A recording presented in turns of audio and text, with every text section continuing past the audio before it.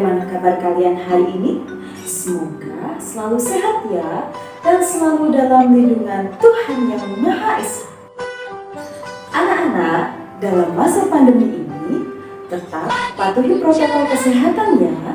Tetap semangat walaupun belajar dari rumah. Hari ini kita akan belajar tentang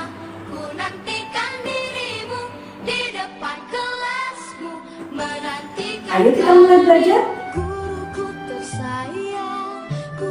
Selain matahari, apalagi ya sumber energi di bumi? Ayo kita cari tahu. Pada pembelajaran sebelumnya, kita telah mempelajari bahwa matahari adalah sumber energi terbesar di bumi. Matahari adalah sumber energi panas dan sumber energi cahaya yang terbesar di bumi. Nah, hari ini kita akan belajar sumber energi apa lagi ya? Kalian sudah mempelajari manfaat energi panas matahari. Salah satu manfaat energi panas adalah untuk membantu pertumbuhan tanaman. Nah, sekarang amati teks notasi angka pada lagu Menanam Jagung yang berhubungan dengan pertumbuhan pada tanaman. Ini adalah teks Menanam Jagung ciptaan Ibu Sud. Lagunya seperti ini ya anak-anak. Ayo kawan, kita bersama menanam jagung di kebun kita. Ambil cangkulmu, ambil pangkurmu, kita bekerja tak jemu-jemu. Cangkul, cangkul, cangkul yang dalam, tanahnya longgar, jagungku tanam. Cangkul, cangkul, cangkul yang dalam, tanahnya longgar, jagungku tanam. Anak-anak pasti udah tahu lagunya ya. Anak-anak, dalam teks Menanam Jagung ini ada nada-nada yang perlu kita pelajari. Nah, di sini ada lagu Menanam Jagung. Kalian bisa mempelajari dari rumah kalian masing-masing ya. Nah, itu tadi lagu Menanam Jagung. Tahukah kamu tinggi rendah nada?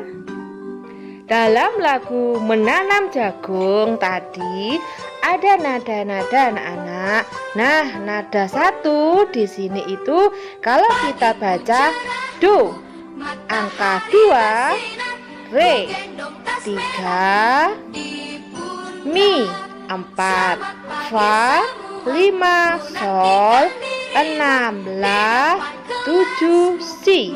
Kembali ke angka 1 lagi. Do, re, mi, fa, sol, la, si.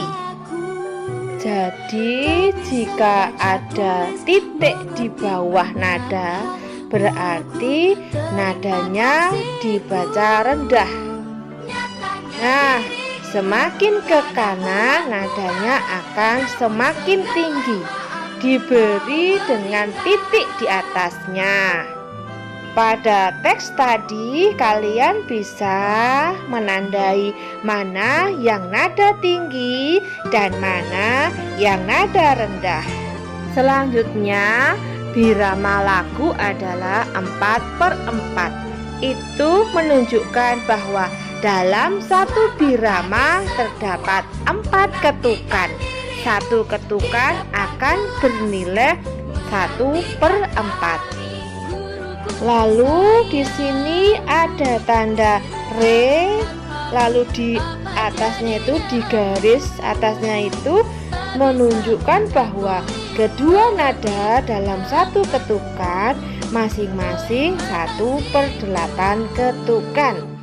Nah, itu tadi kita telah belajar tentang tinggi rendah nada dan tentang birama. Tanaman jagung dapat tumbuh karena air. Apakah air juga merupakan sumber energi? Ayo kita cari tahu. Energi air. Air merupakan salah satu sumber energi. Tubuh kita membutuhkan air untuk beraktivitas. Tidak hanya manusia, tumbuhan, dan hewan juga membutuhkan air. Selain diminum, air juga kita gunakan untuk memasak, mencuci, mandi, dan lain-lain. Air juga dapat dimanfaatkan sebagai sumber energi listrik. Salah satunya dengan menggunakan kincir air. Nah, di sini ada gambar kincir air. Kincir air ini digunakan untuk pembangkit listrik tenaga air atau menghasilkan sumber energi listrik. Aliran air akan dialirkan ke turbin.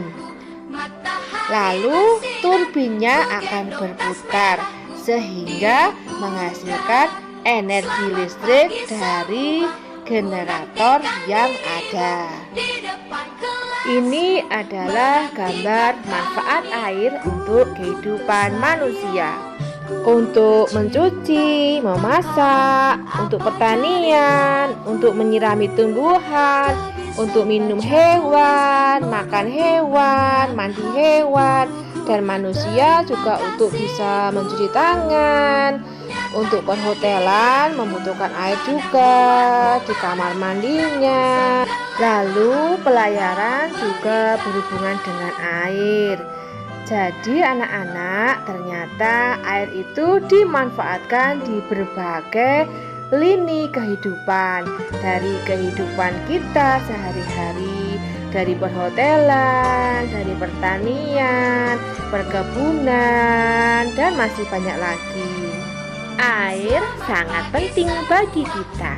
Setiap orang berhak mendapatkan air yang bersih. Kita bisa membayangkan manusia tidak bisa hidup tanpa air. Kita setiap hari pasti membutuhkan air. Perhatikan gambar berikut. Di sini ada gambar air digunakan untuk minum dan air digunakan untuk mandi.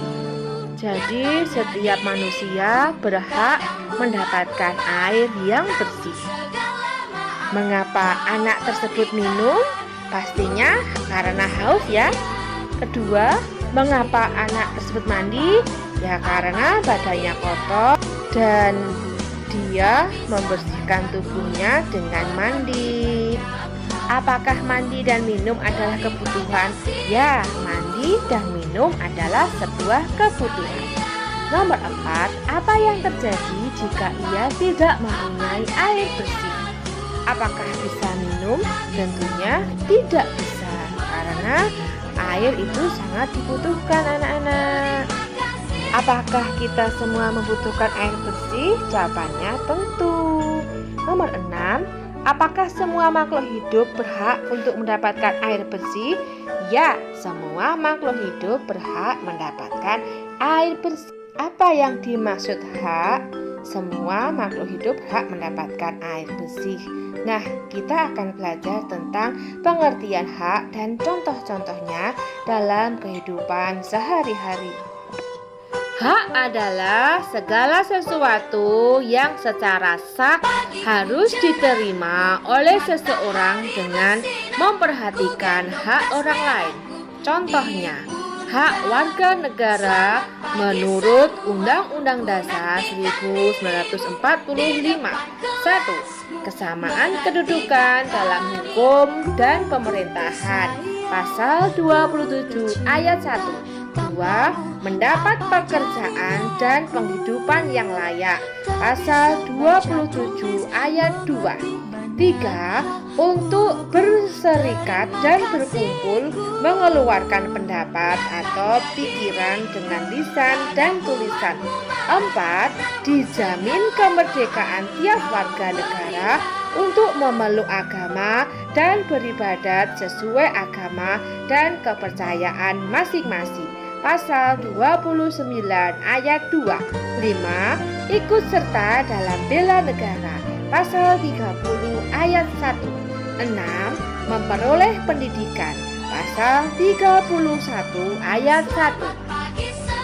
Kewajiban adalah segala sesuatu yang harus dilaksanakan atau dilakukan oleh seseorang sesuai dengan aturan yang berlaku. Apabila kewajiban dilanggar, maka akan mendapatkan sanksi sesuai peraturan yang berlaku. Kewajiban warga negara menurut Undang-Undang Dasar 1945. 1. Menjunjung tinggi hukum dan pemerintahan, pasal 27 ayat 1. 2. Ikut serta dalam bela negara, pasal 30 ayat 1. 3. Mengikuti pendidikan dan pemerintah wajib membiayainya, pasal 32 ayat 2. Berikut adalah hak anak di rumah. 1. Hak mendapatkan kasih sayang, hak mendapatkan perlindungan, hak untuk bermain, hak mendapatkan kesehatan, hak mendapatkan pendidikan. Hak anak di sekolah, hak mendapatkan kasih sayang, hak mendapatkan perlindungan, hak mendapatkan kesehatan, hak mendapatkan pendidikan. Kewajiban anak di rumah, kewajiban belajar, kewajiban membantu orang tua. Kewajiban anak di sekolah, mematuhi tata tertib sekolah, menghormati dan mematuhi nasihat guru, menjaga kebersihan sekolah, dan mengikuti pembelajaran. Perhatikan gambar berikut. Gambar yang pertama, sikat gigi keran air yang masih mengalir. Gambar kedua, mencuci piring saat menggosok piring keran air yang tidak dimatikan. Apakah dia sudah mendapatkan haknya dengan baik? Gambar 1 dan gambar 2 sudah menerima haknya dengan baik. Apakah dia sudah melaksanakan kewajibannya? Seharusnya keran yang tidak digunakan harus dimatikan supaya hemat air. Gambar yang kedua, ketika tidak digunakan, matikan dulu. Ketika piring digosok dengan sabun, kita matikan kerannya dulu. Lalu ketika dibilas, baru kerannya dihidupkan kembali. Jadi mereka mendapatkan hak, tapi mereka lupa kewajibannya untuk menghemat air. Air merupakan salah satu energi yang paling penting bagi manusia. Setiap orang berhak mendapatkan air bersih. Kita wajib menghemat penggunaannya. Ini adalah cara menghemat air. 1. Periksa tagihan air. 2. Tidak perlu mandi terlalu lama. 3. Mematikan keran dapat menghemat air. 4. Cucilah baju saat mesin cuci sudah penuh. 5. Tutup keran dengan sempurna. 6. Manfaatkan air limbah. 7. Tekan tombol setengah siram pada kloset. Itulah cara menghemat air. Demikianlah video pembelajaran hari ini. Semoga bermanfaat dan menambah ilmu pengetahuan. Wassalamualaikum warahmatullahi wabarakatuh. Sampai ketemu di pembelajaran selanjutnya.